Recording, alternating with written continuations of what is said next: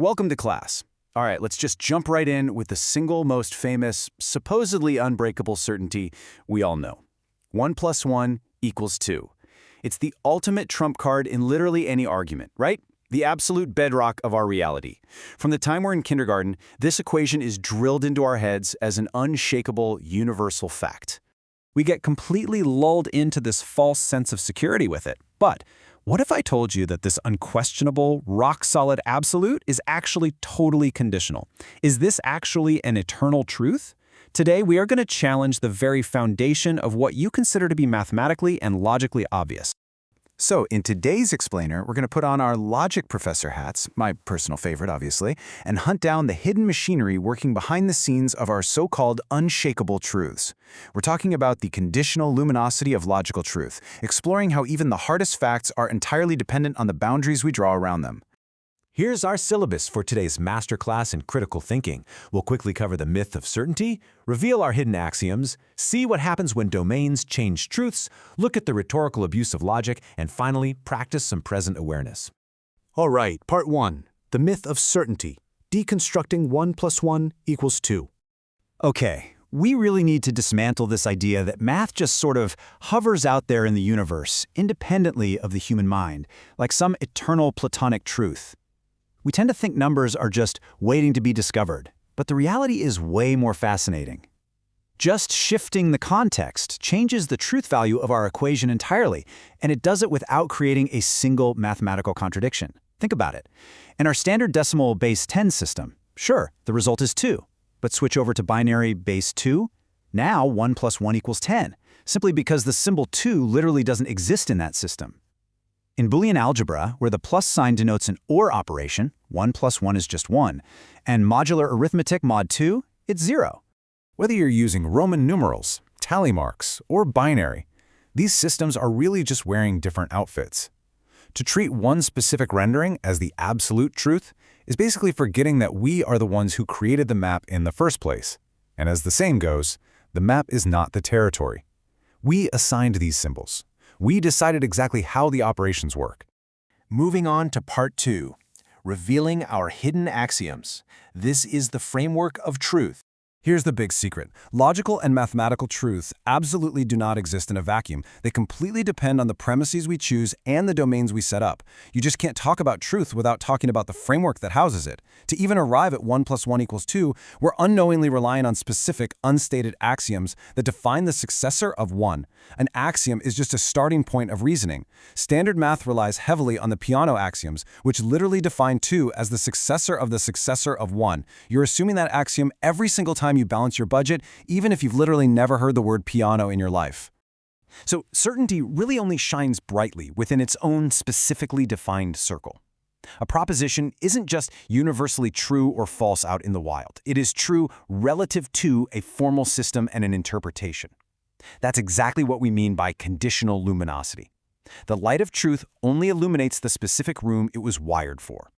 Which brings us to section 3. When domains change truths, or crossing mathematical borders. This contingency of truth gets even more fascinating when we pack our bags and cross into totally different mathematical domains. Watch this. What is completely 100% impossible in the real domain suddenly becomes the foundation of the complex domain. In the real domain, asking for a number multiplied by itself to equal -1, it's impossible. No solution. But just by introducing the complex number I, we open up a whole new universe where that exact equation has foundational solutions. The truth completely changed simply because the domain changed. It gets crazier. Even something as universally forbidden as dividing by 0, which, makes your calculator practically scream at you with an error because it's totally undefined, even that can be given a perfectly coherent meaning. If we step over into projective geometry or the Riemann sphere, infinity is suddenly tamed. Out of nowhere, division by 0 actually makes perfect sense. Okay, section 4, the rhetorical abuse of logic. Let's talk about weaponizing the word impossible. Now, what I find really fascinating as a logic professor is how all this philosophical humility just vanishes in our daily public discourse. We learn all these strict rules, and then we just use them to bludgeon each other online. We've all heard debaters wield these phrases like blunt instruments, right? Screaming, "That is mathematically impossible," or "Your argument is logically incoherent." It sounds incredibly authoritative. It sounds like they've tapped into the fundamental source code of the universe just to prove you wrong. But honestly, screaming logical fallacy usually just means that someone has completely forgotten that they are operating on unstated axioms that you simply don't share. It's just rhetorical escalation masking their own hidden assumptions. They're assuming their specific framework is universal and that you just somehow failed to compute. But as we've just seen, unless you both actually agreed on the domain and the axioms up front, declaring someone's point illogical is basically meaningless. Look, classical logic is incredibly useful for modeling our everyday empirical reality. But we absolutely cannot mistake familiarity for absolute necessity. Pragmatic success does not equal metaphysical absoluteness. I mean, we rely on the law of non-contradiction every single day, but even that indispensable rule gets modified when you get into fields like quantum mechanics or paraconsistent logics. All right, Section 5, Practicing Present Awareness. This is our solution to overconfidence. So how do we actually cure this intellectual overconfidence? Well, we return to the philosophical core of our source material to find a really grounded practical solution: cognito-presence, or present awareness.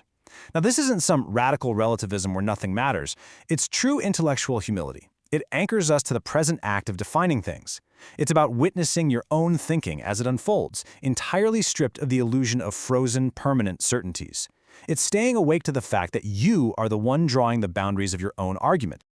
So, the next time you feel that intense urge to declare a claim entirely illogical, I want you to interrupt that reflex. Just pause and mentally run through this specific 4-step checklist. Number 1, what axioms am I assuming right now?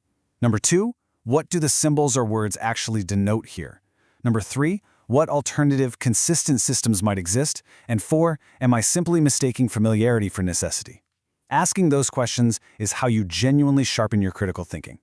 Which brings us to our conclusion: the invisible subscript. As we close out this explainer, I want to leave you with a final tool so you can view all your future arguments through a brand new conditional lens. In this state of present awareness, certainty is still beautifully possible. It's just a situated certainty, arising fresh in each moment. I absolutely love this quote. Let every equation and every syllogism be accompanied by an invisible subscript, given these definitions and these axioms. That doesn't mean we abandon logical rigor. It means we purify it, just by making our conditions transparent. All right, class dismissed. Keep questioning those invisible subscripts. And I want you to carry this final thought with you. The next time you are absolutely 100% certain that you are right, what hidden axioms have you forgotten you assumed? Thanks for joining me on this deep dive today. Stay curious, stay rigorous, and I will catch you in the next explainer.